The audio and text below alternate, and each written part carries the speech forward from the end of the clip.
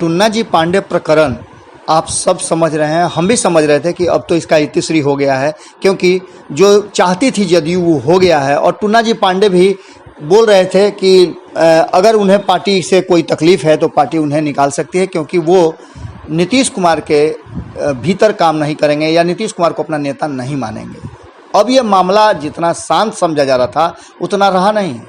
टुन्ना जी पांडे ने ऐसा खेल रच दिया जिसने नीतीश कुमार और भारतीय जनता पार्टी दोनों के नींद उड़ा दिए हैं। आपको बता दें कि टुन्ना जी पांडे ने स्पष्ट तरीके से कहा था कि वो कोई आयातित नेता नहीं है और न ही उनको किसी के आशीर्वाद की ज़रूरत है, न कहीं दरबार के हिस्सा हैं। वो उनके मालिक और उनका दरबार जनता के बीच में होता है और जनता उनकी मालिक है। जनता जो चाहेगी वही करेंगे। इन सब के बाद टुन्ना जी पांडे निश्चित रूप से जब उन्हें भारतीय जनता पार्टी ने शोकॉज मांगा था तो हमने बात किया था, उन्होंने स्पष्ट तरीके से किया था और कहा भी था कि मैं इसका जवाब दूंगा, मैंने कोई गलती नहीं की है। और इसके बाद उन्होंने साफ तौर पे कहा था कि मुझे पूरा भरोसा है कि मैं बीजेपी में था, हूं और आगे भी रहूंगा, क्योंकि बीजेपी एक ऐसी पार्टी है जो अपने कार्यकर्ताओं की प्रतिष्ठा को प्रथम प्राथमिकता देती है। एक चाय वाले को जब प्रधानमंत्री बना सकती है तो आप समझ सकते हैं कि हमारे जैसे लोगों के लिए बीजेपी में कितना स्थान है और कितना प्यार करती है हमारी पार्टी। इन सब के बीच में जो बीजेपी के तरफ से बातें आ रही थी वो ये था कि टुन्ना पांडे तो बीजेपी में है ही नहीं, लेकिन जब शोकॉज उनको मांगा गया तो ये स्पष्ट हो गया कि नहीं, बीजेपी में टुन्ना पांडे हैं, तभी तो शोकॉज मांगा गया है। लेकिन शोकॉज मांगने के बाद भारतीय जनता पार्टी इतना जल्दी एक्शन करेगी ये कोई नहीं जानता था। 24 घंटे के अंदर में टुन्ना पांडे को पार्टी से निष्कासित कर दिया गया। उसके बाद टुन्ना पांडे को काफ़ी तकलीफ हुई और उन्होंने खुल करके कहा कि वो नीतीश कुमार की ईंट से ईंट बजा देंगे। हालांकि टुन्ना पांडे के भी उंगली काटने की बात हुई थी। अब इन सब के बीच में टुन्ना पांडे ने एक बड़ा खेल रच दिया है। ये खेल कहाँ लेकर के जाएगा बिहार की राजनीति को, ये कहना मुश्किल है।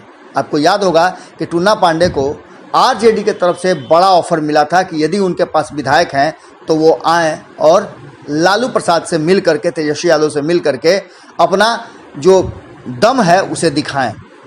सुनने में आ रहा है कि दिल्ली में लालू प्रसाद से आरजेडी सहित अन्य दल के कई नेताओं ने मुलाकात की है और उन्होंने बिहार को बचाने के लिए अब नई पहल कर दी है। इस बीच में एक बड़ा बयान आता है जदयू के तरफ से और जदयू के वरिष्ठ नेता, संपूर्ण क्रांति के योद्धाओं में से एक महेश्वर यादव खुल करके सामने आते हैं और कहते हैं कि भारतीय जनता पार्टी के साथ संबंध मेरा सिर्फ बिहार में है, जो कि बहुत महीन लकीर पर चल रहा है। नीतीश कुमार एकमात्र ऐसे नेता हैं संपूर्ण क्रांति के जिन्होंने जयप्रकाश नारायण के का अनुसरण किया है और उन्होंने अब तक कोई भी ऐसा काम नहीं किया जिस पर उनकी उंगली उठाई जा सके।